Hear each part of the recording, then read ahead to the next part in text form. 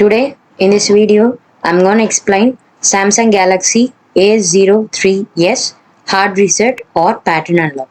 Connect your smartphone to a computer or laptop using a Type-C cable. Press and hold the volume down plus power keys simultaneously for a few seconds. Release all buttons when the Samsung logo appears on the screen. Navigate to the wipe data or factory reset option using the volume keys.